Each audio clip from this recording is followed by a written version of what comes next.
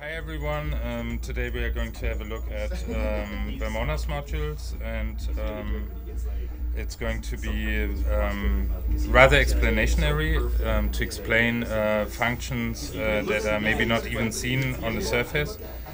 And I think I will go through the twin cushion, the formative contours envelope generator, and the formulator, and some other modules will be involved more or less automatically because they are in the case and they are necessary for the patches. And so at the first we are having a look at the twin cushion module, which seems like, first looking at it, we have just two oscillators. We have two envelope generators and two VCAs, so it's extremely rudimentary, in fact.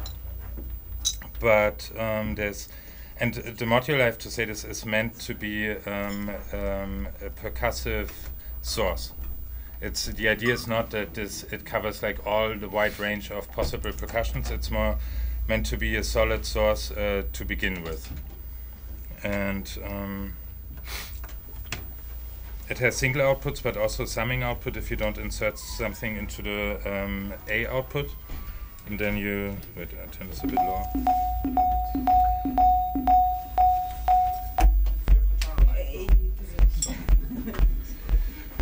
So of course in low frequencies we have something like a bass drum, and what I found in my own experience with this module is that the settings, or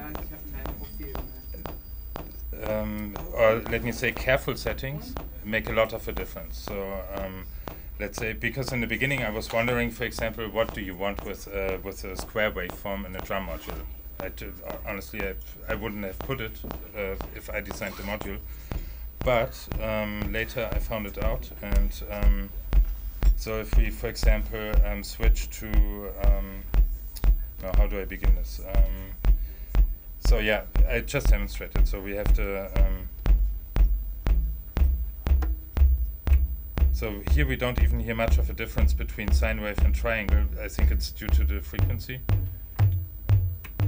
But of course here it's different and a bit awkward somehow, not really beautifully sounding. And the thing is that then in this case, due to the harmonic content, we have to rule this with the envelope generator, and have to tie it to a point where it makes again sense in percussive ways. And also I show you this in the high frequency. Here we have a look already, if you see this on the screen. So here it's nice, but here it almost ends to my personal taste. So and then suddenly it's like headaches. But on the same time, if the waveform wasn't there, here it's much more pleasant, the tone.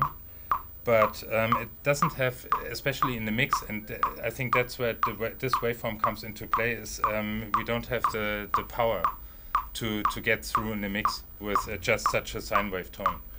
And producing music, you cannot amplify this endlessly, because you know, if everyone gets louder, we have a problem.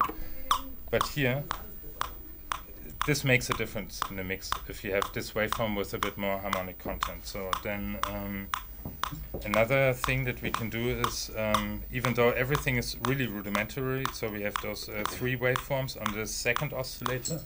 We have also noise, which something really interesting is that on the outputs we can actually patch things into these, and therefore mix the two signals together. And the mix ratio is determined by which one is louder. Pretty simple. So the noise on this module is relatively loud. So if I put this inside, you can hear that suddenly. We can also make a snare drum on channel A. And then to, wait, I have another.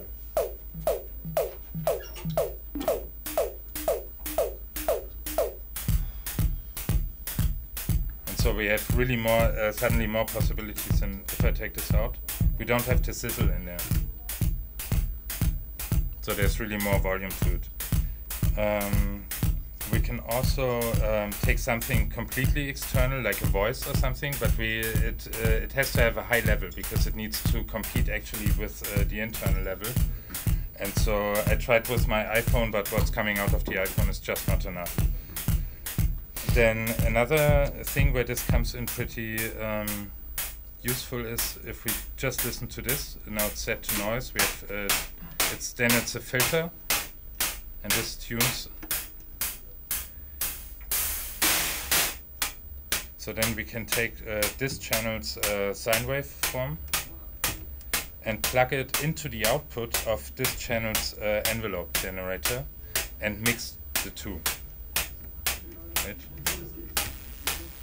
So now it's not really working because we have this constant tone, but if we take the oscillator and tune it all the way down,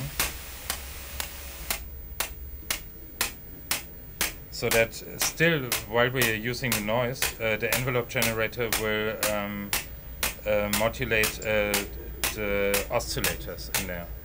So now if I... Can you hear it? Now it becomes present, but as soon as the envelope decays completely, the oscillator is so low in frequency that we cannot hear it anymore. And so we have another possibility to shape actually the sound and animate it. And we could even, I believe, use an external voltage, like an offset, and apply velocity simply, like this.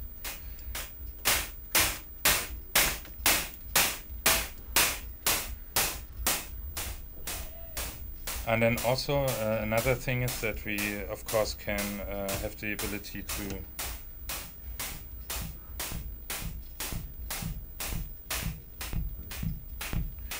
make frequency modulation internally. So now I'm modulating, use the B oscillator to modulate the A1.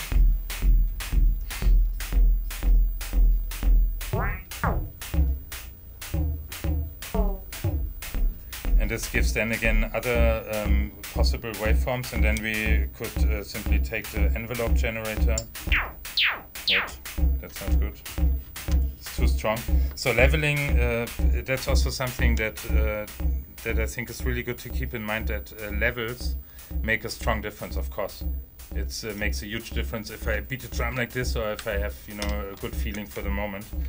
And so this is something that I would really recommend when creating sound and matching things to each other, is that that you make sure that you can level the stuff well, and make sure that at the right moment you have the good amplitude for things. Oh no, wait. And so since we have a common CV input and the individual one, we can use the individual one to make the frequency modulation, and the common one to apply the envelope modulation to have pitch bend. And using such mixer, for example, I find it really useful because it gives also polarization, so you can also go into the minus and positive, which is always good, I think.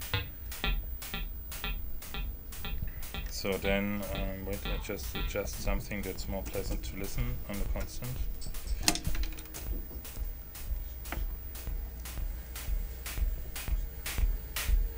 And here, for example, it's also the case, since often I think even beginners tend to actually go like this and see what's happening if I tune things fully upward. And then we find actually that this noise is just too loud always. And like the ratio, like here, this is much better. And another interesting thing here is why we can use external signals to modulate the amplitude going into the outputs of the envelope generators. There's also a dedicated input for the decay of this one.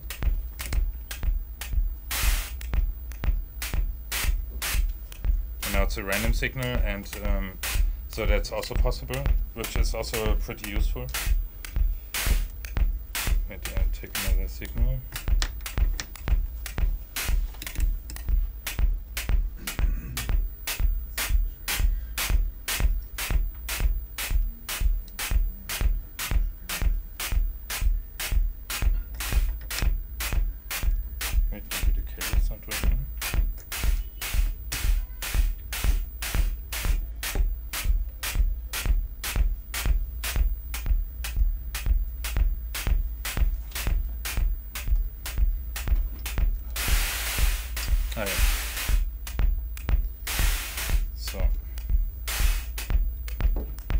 So then we come from this one, to the Formulator, which is, I quickly turn this down to just really fastly explain the idea of this module. So one main function is that you have the ability to synchronize those three oscillators to the previous one. So this can be synced to this one, this to this, and this to this one. And if this is the case, the speed knob becomes a phase shift. So we can shift the phase of this oscillator in relation to the previous one, which for also in case of modulation is interesting. Let's say you're modulating a filter and you don't want the peak to be on the step exactly, but rather a bit shifted. This is nice to put things in good groove. And secondly, it's great because you can adjust actually rhythms using this. And for this purpose, there's also a trigger sequence output, which then sums all the signals together and gives directly the sequence, so it doesn't have to be mixed afterwards. And now this is already synced, those two, so we have this noise and the kick drum obviously in the same timing. And now we can hear like a type of shuffle appearing, and the maximum shift is 180 degrees, so it means it will just go between one cycle time of the previous one and so it's then this typical 4-beat snare thing going on. Another aspect of this module which I find makes it quite outstanding is the fact that you have sample and hold outputs for each section, therefore giving 4 individual random generators. And random is something, I think physically it's described as something that we cannot get any information from. This is what we call random, I think. Is it true? I think so. Huh? And so in music, it wouldn't be useful to have something that we cannot get any information from. But here, since the speed of all those 4 LFOs is can be locked to a clock input, so it means if I turn this knob,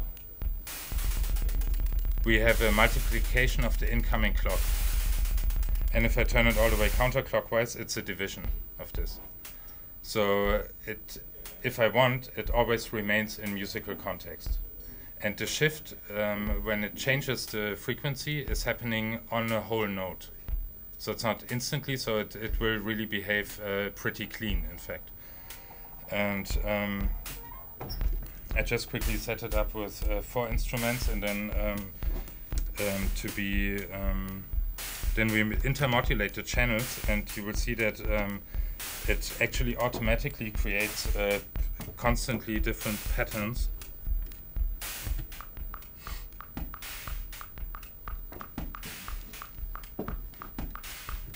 And normally I do this that I take the random output, go through a mixer, because then it's often useful to attenuate the impact of these.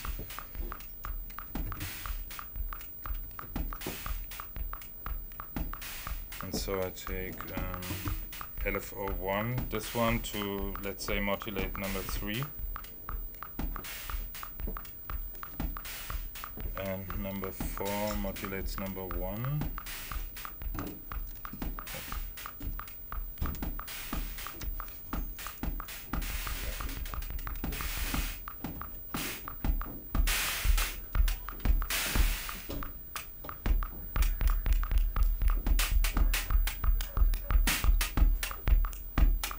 And we can already hear that there's the same time signature on all of these patterns. And often when we are in the studio, we take the pleasure of actually playing the instruments really without any hesitation to do anything wrong. Tape all of it and just browse the footage, or like, it's not footage in this case, but the audio afterwards, and simply take the bits that we really like and then make an edit of it. Which often really turns out to be effective on the one side, and secondly, really it's fun because you don't have to think too much, you know, am I really going into the right direction? And even often it's the case that within such recordings you can find, when you loop things, stuff that is not even like detectable so much in the whole recording, because if it's related to the before and the after, it's really a different context. And so that's something, a way that I like to work often. And then here, for example, with this random thing, I take those out again. Another thing that I often do is I take just one channel to modulate others, but I use an inversion of this. I do take this.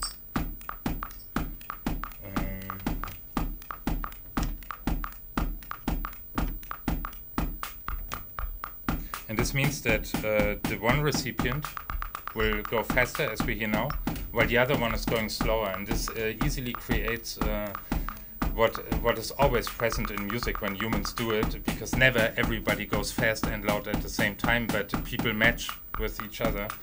And this is a simple way to create this. So if one event is doing something upwards, just invert the voltage or whatever signal it is to do something in downwards direction on another end.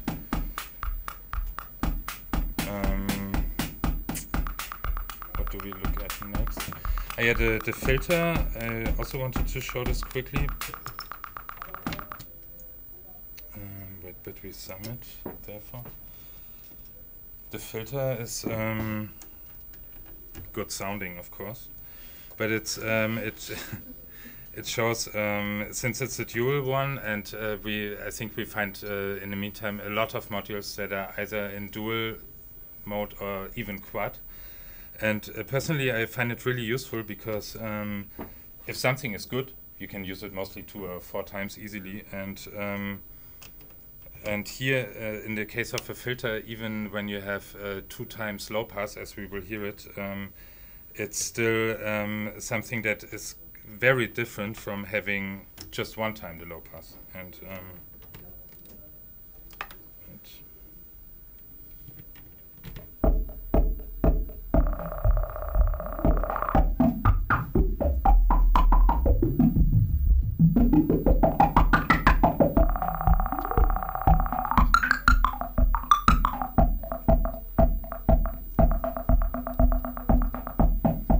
what's also nice is that we have gain, so we can boost things internally already and clip if we like, and so which also, of course, on the whole mix might not be desirable, but it's something that is sometimes extremely useful, simply because it really changes the sound and also how it reacts. I think maybe we will listen to this. Also using the wait. And then it has 3 modes, so low pass, band pass, and high pass, and it tracks pretty good too. So it can also be 2 sine wave oscillators easily. But you can also use this.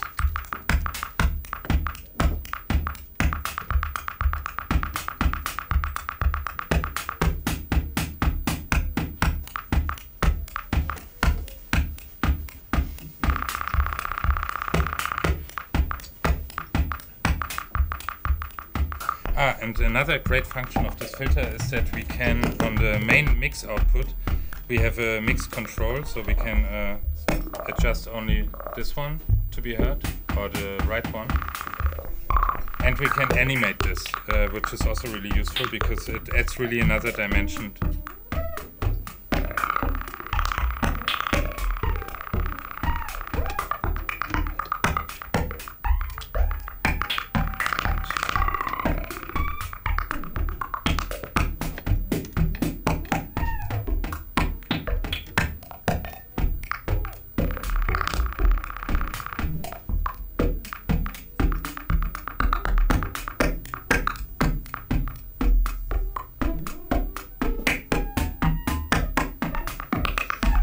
Drum module, it's when playing live, for example, and you want to change I know now it's already in high mode, but I go to low mode, and and you want to change to high, then for example you would have to rule also the decay to be shorter in case to see, but if you in low it's not present enough, then you really have to wait to turn it up.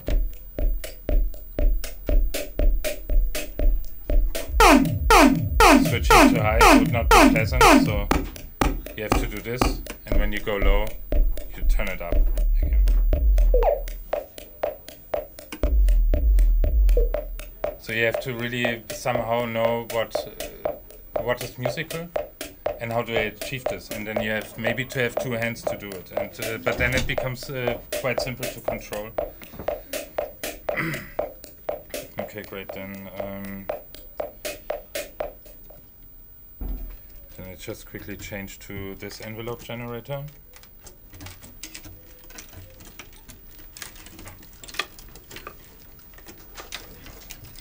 And another thing to mention about these modules is that at Vermona, when designing modules, often I think they're criticized for the size, as for example this guy, but the circuit boards of these are actually full. So it's not the case that someone was doing it the biggest possible faceplate and there's no circuitry behind it, but it's actually full, and this goes for many of them. For example, this has trigger buttons for channel 1 and 3, and when I first saw it I was wondering, and I thought, okay, they thought attack decay is triggered together, but actually below here is something that connects to the next circuit board, so it wasn't even possible to fit it. Just quickly come back to the filter very quickly with two waveforms from the oscillators. This VCA has the ability to put 4 times the gain of 1:1, so 4:1, and this is also something that is great for sound shaping, and then for even after in the behavior, because it creates sometimes.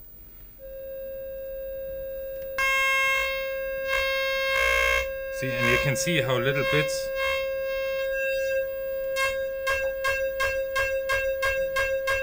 make such sounds that you wouldn't achieve really without being so amplified.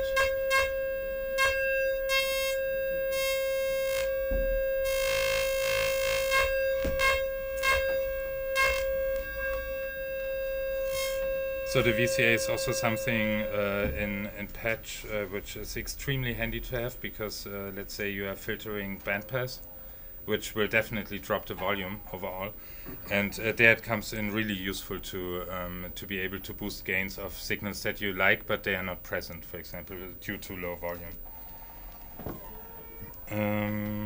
So this envelope is the latest module they've designed, and unlike typical envelope generators, which usually consist of at least 4 phases, so attack, decay, sustain and release, while sustain is maybe not a phase but just something in between. This concept actually twists this upside down, and it consists of 4 envelopes using just 1 phase. But we will see, wait, I turn one on.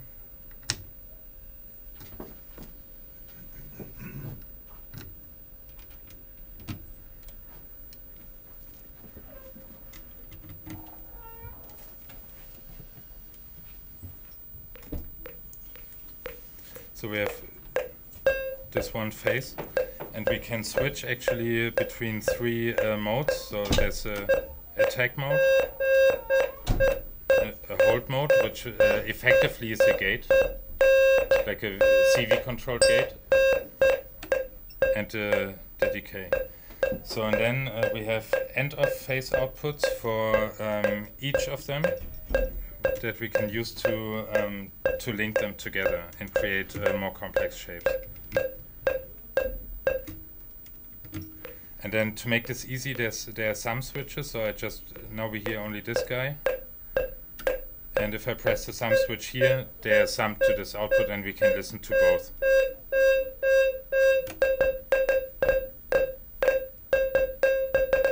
And this goes then all the way through, and gives the ability also to create nice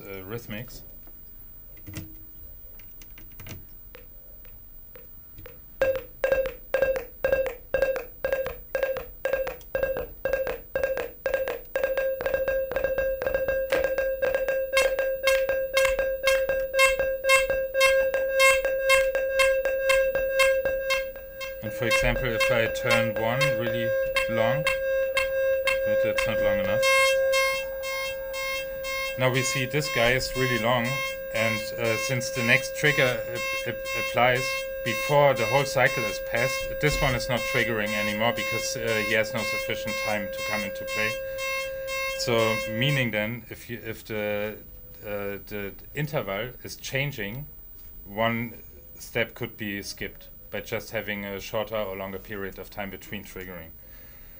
Then it's possible to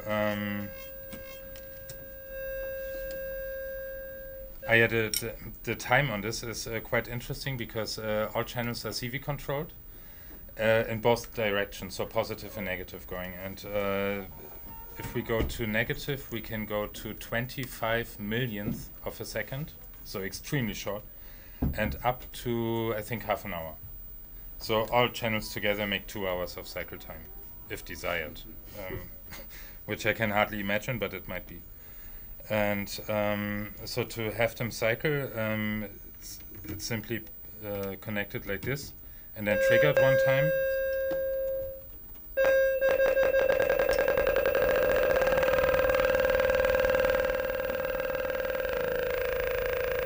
But for this, to demonstrate this, we take just the number 1.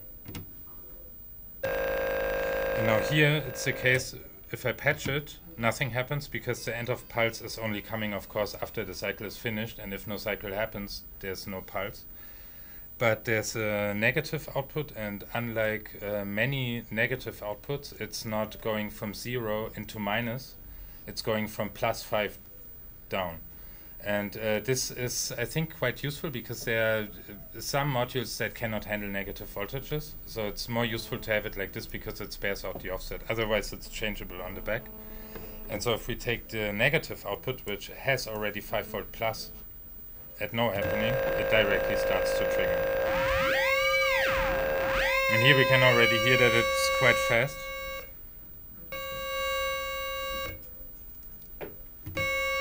And if we apply a negative voltage to make it even faster, we can beyond what we can hear.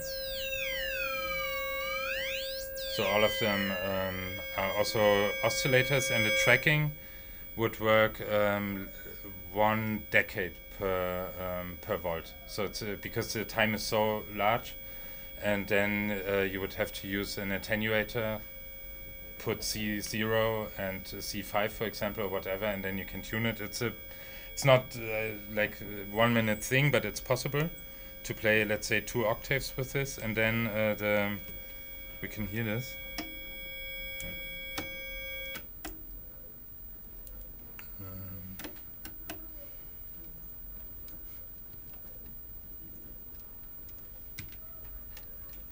No, I broke it.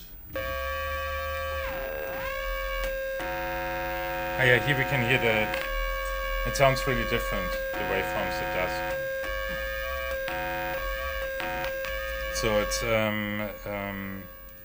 and then it means it can be used as, let's say, 2 envelope generators, 2 CV controlled LFOs, and this was actually the idea, to create something that is, in case you don't need like ADSR type envelopes for whatever you do, and then you have more in case you need less, and if you need a lot, then you have less available. And I think it's quite an interesting concept, and also I put this back to be an envelope generator.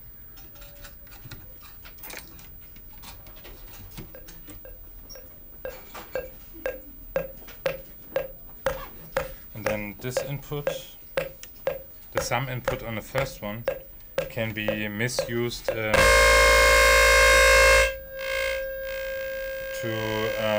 to chain, not misused, can be used to chain more of these modules together. So it's also possible to create more complex stuff, or you could take the outputs of just the envelope generators that you have, or LFOs, and then mix them together here. So, and then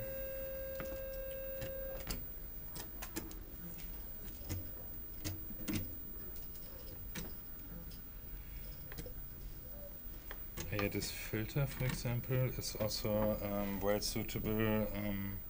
Another thing that I quickly show is from this one we can instantly get random gates by just using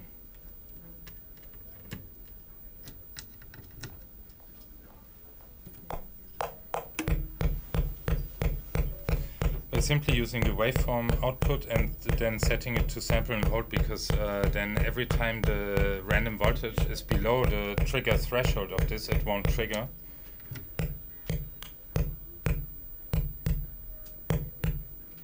So we can already hear there one's missing. And so random gates are actually coming directly out of this by just selecting the right waveform of this. And for example, what I explained before, what I did when I was lacking some mixing, you can even take an output from such a complete module, insert it to a waveform here, and mix it. And just make sure the envelope is open long enough, and it will mix. It's of course not the cleanest type of mixing, but in case you don't have resources, it's even possible. And another thing that I wanted to show is the pinging of this guy.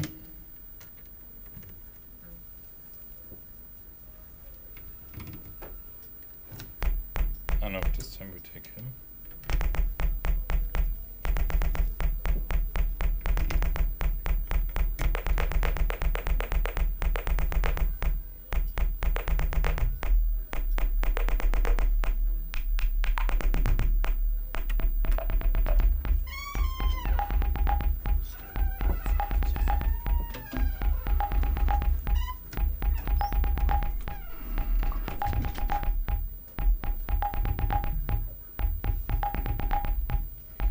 So this filter works also really well for 808 style percussions, which is in fact created like this. It's the bass drum of the 808 is a filter which is being animated by through its input. And then again here, if we even if we take that's also interesting. If we take one of the individual outputs and go into this mix control.